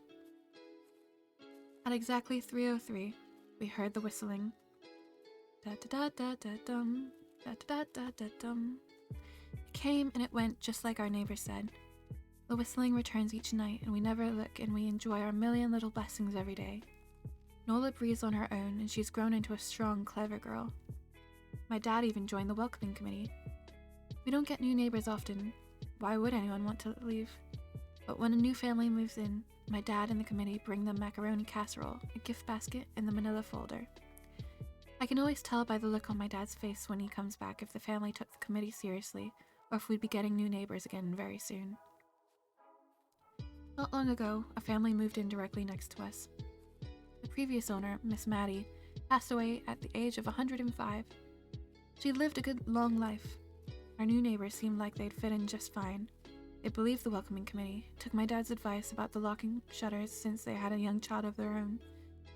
Whatever newspaper clippings were in that manila folder, whatever evidence, my dad never let us see. But I imagine it must have been awfully convincing since our neighbors got along with no issues for the first month. One night, when our new neighbors had to leave town, they sent their son, Holden, to stay with us. He was 12, a year younger than me, in school. I didn't know him well before that night, but as soon as his parents dropped him off after dinner, I could tell it was going to be a bad time. You know who's always out there whistling every night? Holden asked the moment the adults left the room. The three of us were sitting in the den, some Disney movie playing idly on the television. My sister and I exchanged a glance. We don't talk about that, I said. I think it's that weirdo that lives in the big yellow house on the corner, Holden said. Mr. Tolles? My sister asked. No way, he's really nice. Holden shrugged. Must be a psycho killer then. Nola tensed. We don't talk about it, I repeated. Let's go in my room and play Nintendo. We spent the next few hours playing games, eating popcorn, and then watching movies. A typical sleepover, but I could see Holden was getting antsy. After my parents had wished us a good night, locked the blinds, and gone to bed, Holden stood up from his beanbag and walked over to where Nola and I were sitting on my bed. Have you ever even tried looking, he asked. It's nearly time. Like most sleepovers, we conveniently ignored any suggestions of a bedtime. I was shocked to see he was right. It was almost 3 a.m. I sighed. We don't. See, I can't. I can't even try to look because my dad locks the blinds every night and hides the key. He continued, ignoring me. So does our dad, said Nola. No, replied Holden. No, he doesn't. You saw him do it, I said, a little sharper than I meant to sound. Holden grinned. Your dad locks the blinds, yeah, but he doesn't hide the key. He keeps it right on his normal keychain. So, I asked, worried I already knew what he was going to say next. So I had noticed that my dad didn't bother hiding the key anymore after all these years, because he knew we took it seriously. So after your dad locked up, but before your parents went to bed, I went to the bathroom. And on my way, I may have peeked into their room, and I may have seen your dad's keychain on its nightstand, and I maybe went and borrowed the key to blinds. Nora and I stared, and his grin only grew wider. You're lying, I said. Holden shrugged. You can check if you want. Just open your parents' door and look. You'll see his keychain right there on the nightstand. Stay here, I told both of them. Don't move a muscle. I hurried over to my parents' room but hesitated at the door. If Holden wasn't lying, my dad would be angry. Beyond angry. I was scared thinking about it, but more scared of an open window with the whistler right outside. I opened the door barely an inch and looked in, but it was too dark to see. Taking a deep breath, I walked into the room. 2 steps into the dark, I froze. The whistling started, and I could hear it clearly from my parents' room. I never realized, but they must have heard the sound every night since we moved into the house. They never told us. I don't think I could have slept through it. I stood there listening to the whistling come closer, unsure whether I should turn on a light or call out for my dad. Soft sounds from the living room brought me back to reality. Nola, I yelled, running out of my parents' room. Holden and Nola were standing near the front door next to a window. Holden wasn't lying. I could see him fumbling with the lock on one of the blinds. I heard a click. He did have the key. Holden let out a quick laugh. Nola stood next to him, hunched up, afraid but maybe curious. The whistling was right outside our house now. I think I made a sound, called out. I can't remember. Time felt frozen, clock's hands nailed to the face, but I found myself moving. I'm not fast. I've never been athletic. Somehow, though, I covered the space between myself and Nola in a moment. My eyes were locked on her, but I heard Holden pull the blinds all the way down so it could release. I heard the snap of it start to raise, and I heard the whistling just on the other side of the window. But I had my arms around Nola, and I turned it so she was facing away from the window. At the same time, I jammed my eyes shut. The blind whipped open. The whistling stopped. I felt Nola shaking in my arms. Don't look, okay? I told her. Don't turn around. We were positioned so that she was facing back towards the hallway, and I was facing the window. My eyes were still closed. I felt her nod into my shoulder. I reached out with the arm not holding Nola and tried to touch Holden. My hand brushed against his arm. He was shaking worse than Nola. Holden, I asked. Silence. I reached past him and gingerly felt for the window. Eyes still sealed shut. Glass was cold against my fingertips, colder than it should have been for the time of year. I moved my hand up the window, searching for the string to the blind. The glass began to get warmer, and the further I reached in, there was a gentle hum feeding back into my fingertips. I tried not to think about what might be on the other side of the window. Finally, I touched the string and yanked the blinds shut. I opened my eyes. In the dim light leaking out of the kitchen, I could make out Holden, pale and small, staring at the now closed window. "Holden?" I asked again. He turned towards me and he screamed. Everything became a flurry of motion. Lights sparked to life on the hall, in the living room. My parents' footsteps thudded across the hardwood floor. I didn't turn to look back at them. My eyes were glued to Holden. He was pale, had bit his lips so hard that there was a thin line of blood running down his chin, and he'd wet himself. "What happened?" my dad asked from behind me. I managed to swivel away from Holden and look back. He looked. I'd never seen my dad scared before, but I saw it that night.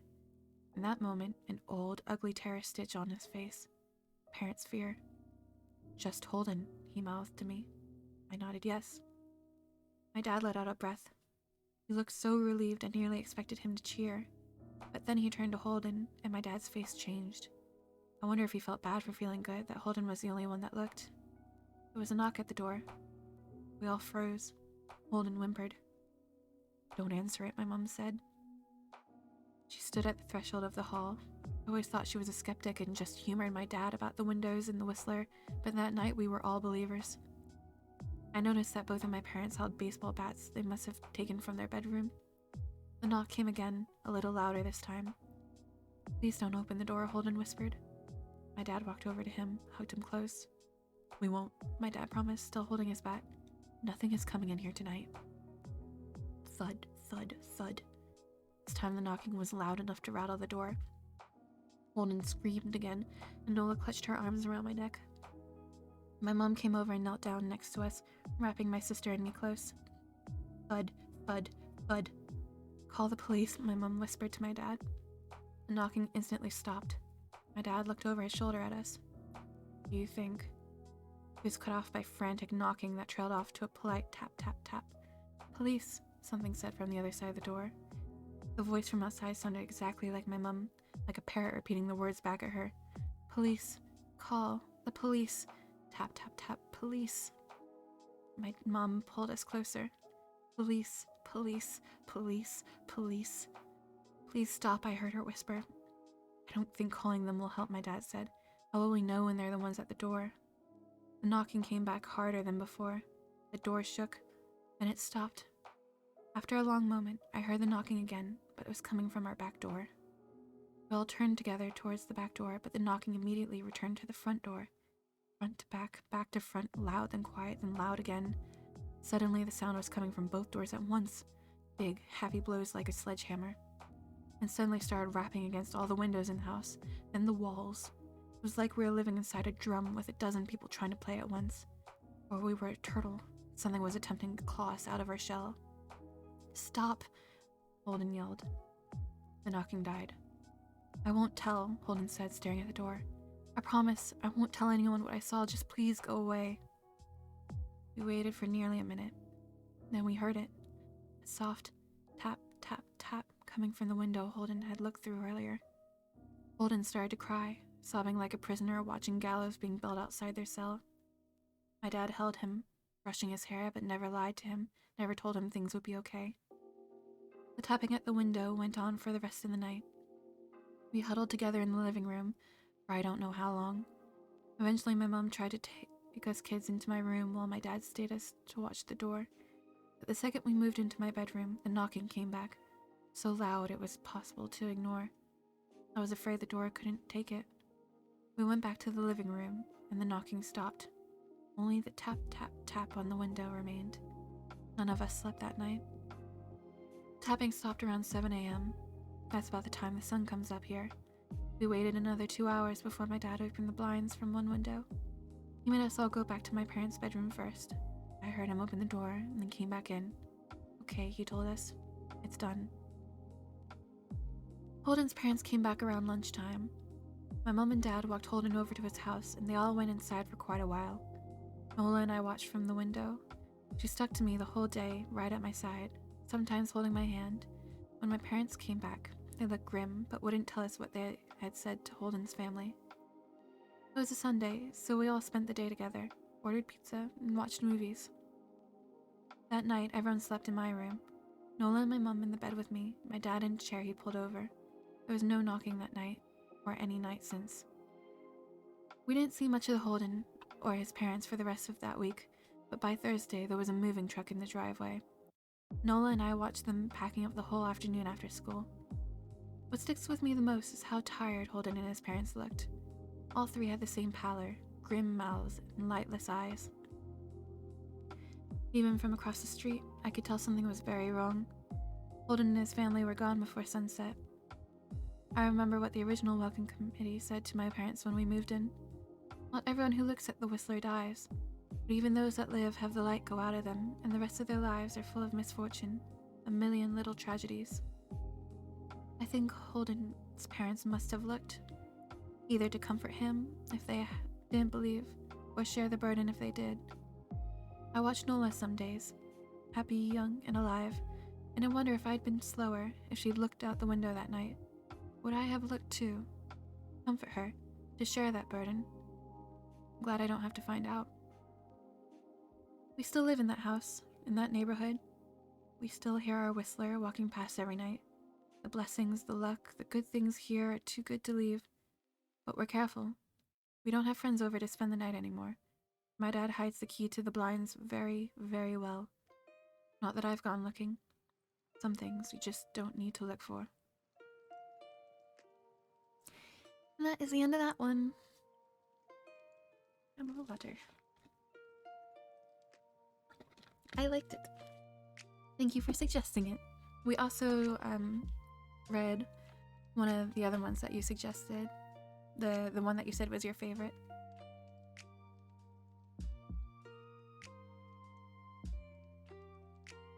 Oh, cool. We have one more that I'm going to read. This one, all the others I pre-read to make sure that they were good, or like at least appropriate or whatever. This one I have not read in maybe 10 years.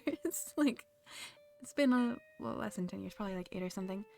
I remember it being good, but I didn't bother rereading it, so I'm sorry if it's not. So, I'm going to put the link to it in the Discord as usual. It's a pretty famous one. A lot of people might know it. It's called The Disappearance of Ashley, Kansas. It is... I'm not sure the name of the author, actually, because I can't really find the name of the author. Yeah, you missed it, I'm sorry. That being said, we have one last one. I don't remember how long this one is either, so... Here we go, I suppose. The Disappearance of Ashley, Kansas. Sometime during the night of August 16th, 1952, the small town of Ashley, Kansas ceased to exist. At 3:28 a.m. on August 17th, 1952, a magnitude 7.9 earthquake was measured by the United States Geological Survey. The earthquake itself was felt throughout the state and most of the Midwest. The epicenter was determined to be directly under Ashley, Kansas. When state law enforcement arrived at what should have been the outskirts of the farming community, they found a smoldering, burning fissure in the earth measuring 1,000 yards in length and approximately 500 yards in width. The depth of the fissure was never determined. After 12 days, the statewide and local search for the missing 679 residents of Ashley, Kansas was called off by the Kansas state government at 9:15 p.m. on the night of August 29, 1952. All 679 residents were assumed to be dead. At 2:27 a.m. on August 30th, 1952, a magnitude 7.5 earthquake was measured by the United States Geological Survey. The epicenter was situated under what used to be the location of Ashley, Kansas. When law enforcement investigated at 5:32 a.m., they reported that the fissure in the earth had closed. In the 8 days leading up to the disappearance of the town and its 679 residents, bizarre and unexplainable events were reported by dozens of residents in Ashley, Kansas, and law enforcement with the surrounding area. Sorry, as usual. On the evening of August 8th, 1952, at 7:13 p.m., a resident by the name of Gabriel Jonathan reported a strange sight in the sky above Ashley. The town itself, having no official branch of law enforcement, called into the police station at the neighboring town of Hayes. Gabriel reported that what appeared to be a small black opening in the sky.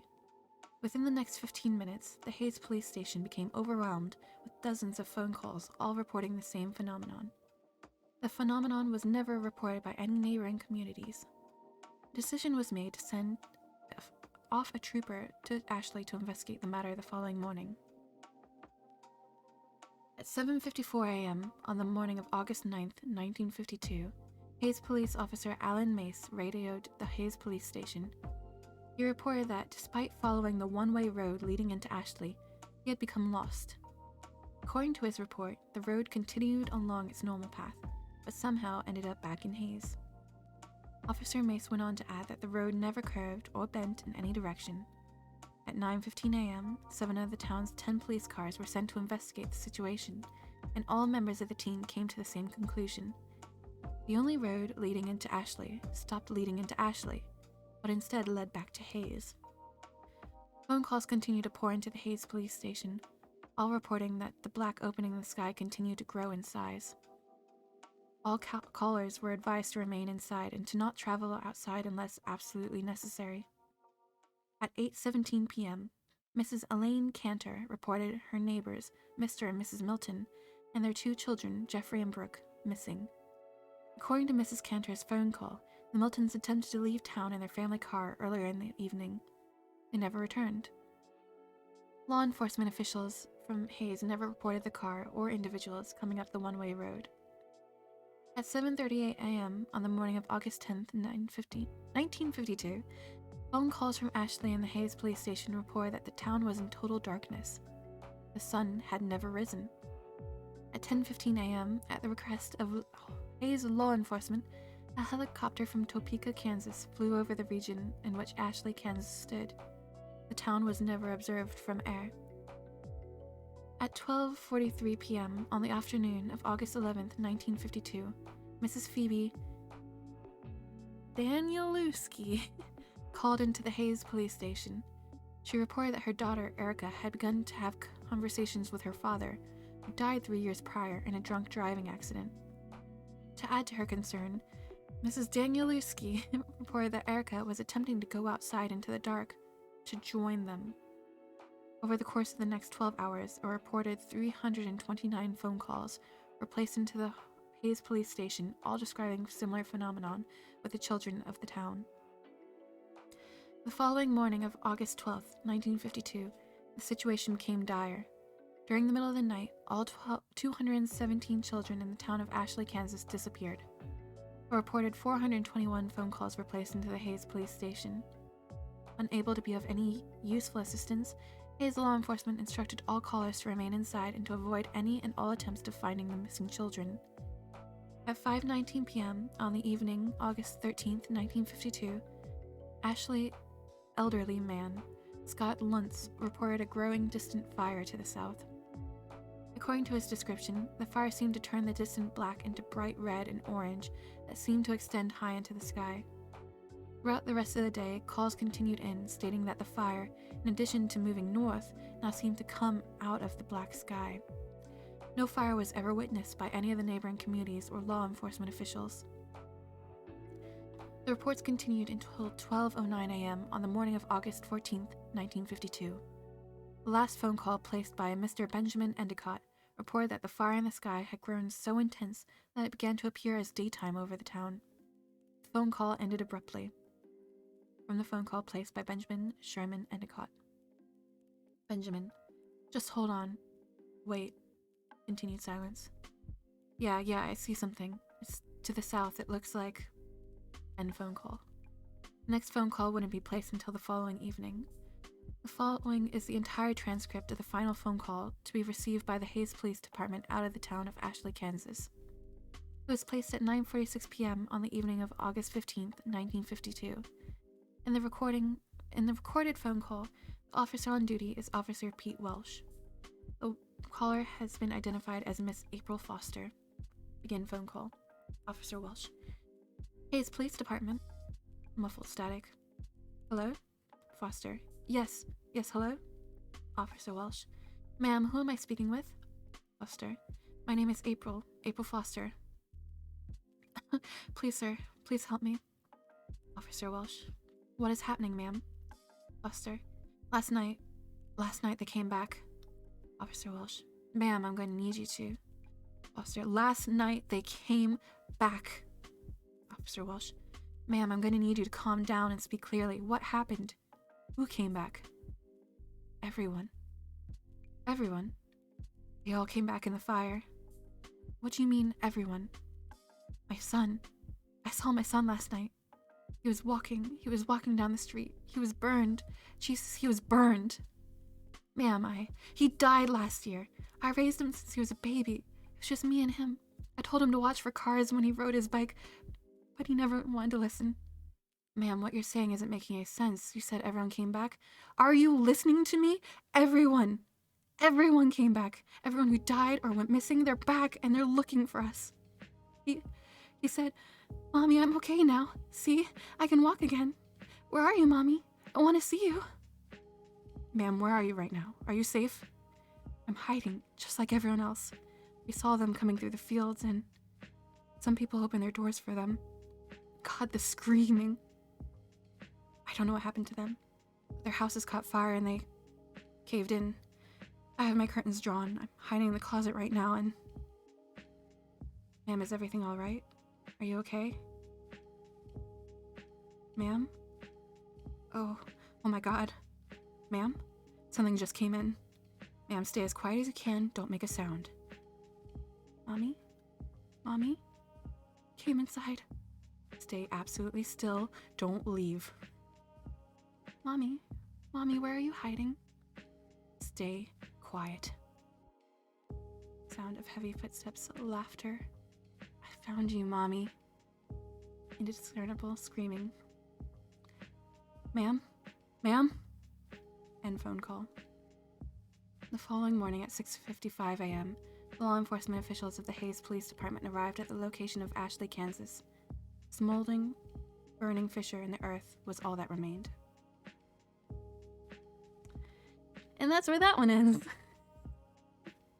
It is shorter and more depressing than I remember. Thank you for the cheer. I'm glad you enjoyed. I remember liking that one. I was like, from back when I was a teenager and super into creepypastas. But yeah, I think that's probably all my voice can handle and all I prepared for today. 6 stories, so... I thought it was good. Like I said to the others, I got very close to crying last night when I read it.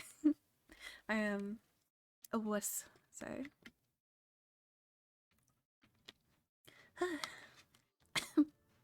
Oh gosh. I'm watching you, Kotaki. Yeah, that's all I had planned for tonight. Hope that y'all enjoyed, and on Friday we'll go back to playing the normal Minecraft. I'm thinking we might go back to the Nether on Friday. Maybe, if I have the guts. I'm gonna do some grinding and get a bunch of iron for when I inevitably, lose it all, but we'll see. I think, I do have another slot for, what are they called? Emotes? It got rejected like 5 minutes before the stream started. I got an email saying my emote had been rejected, so I have to make a new one. But I'll get working on that. But other than that, I think that's about everything. So thank y'all for coming. Sorry that the music wasn't really spooky. I was hoping for spooky music, but the playlist I found apparently consisted of 1 song. So I had to deal with this. So yeah, I guess see you guys on Friday. Have a great night.